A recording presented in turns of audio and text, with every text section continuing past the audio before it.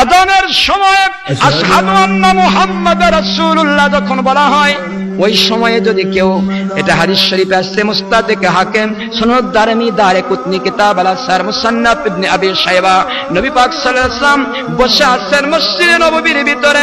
সুবহানাল্লাহ কোন বেলাল রাদিয়াল্লাহু তাআলা আযান দিচ্ছেন।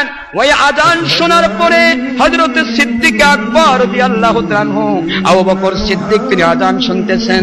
আশহাদু আন্না মুহাম্মাদার রাসূলুল্লাহ যখন বলা হলো, সিদ্দিক আকবর রাদিয়াল্লাহু তাআলা তিনি ওই যে তাওরাত কিতাবের ওই ব্যক্তিকে অনুসরণ করে তিনি এক কথায় আস্তে করে নবীজির নাম মুবারক মুখে দিয়া সাল্লাল্লাহু আলাইহি ইয়া রাসূলুল্লাহ বলে চুমু দিয়ে নাক চোখের মধ্যে লাগিয়ে দিলেন। সুবহানাল্লাহ জোরে বলেন।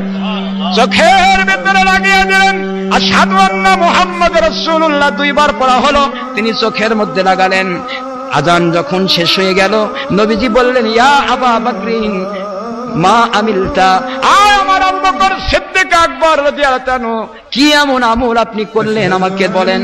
হযরত সিদ্দিক আকবর রাদিয়াল্লাহু তাআলা বলেন, আয় আল্লাহর হাবিব, আমার বড় মায়া হয়, মমতা হয়।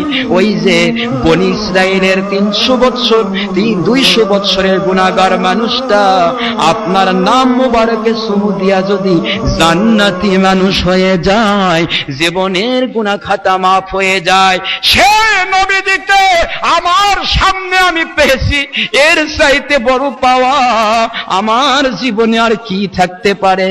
এই জন্য আপনার নাম মুবারক শুনে আপনার উপরে দরুদ শরীফ পড়ে আমি চুমু দিয়া ওই হাতের আঙ্গুলিগুলি চোখের ভিতরে লাগিয়ে দিয়েছি এবং বলেছি, ও আমার নবী, আপনি আমার চোখের মণি।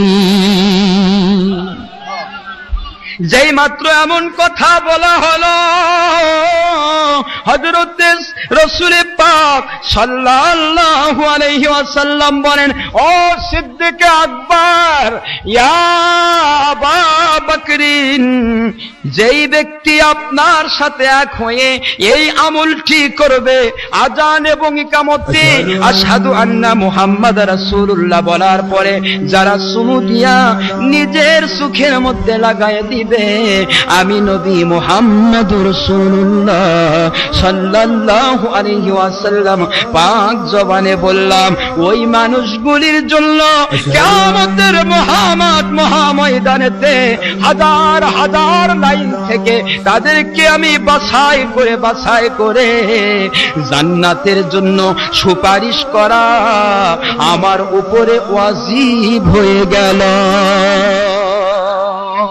আল্লাহু আকবার জোরে বলুন। আজ আমরা সুন্নিয়তের উপর যারা প্রতিষ্ঠিত, সেই মানুষগুলি যখন এই আমল করি, ওয়াহাবি খারেজির ভাইয়েরা বলে, এ বেদাত হয়ে গেল, বেদাত হয়ে গেল। যদি বেদাত বলেন, আল্লাহর হাবিব এবং সিদ্দিক আকবরকে বেদাতি বলা হবে, জোরে কোন নাউজুবিল্লাহ। সুতরাং কথা বলতে সাবধান। আপনি মূর্খ, বলুন যে আমি জন্মের মূর্খ, আমি বুঝি না, চুপ করে থাকবেন, কিন্তু ফতোয়া দেওয়ার চেষ্টা করবেন না। কথা ঠিক না? ঠিক।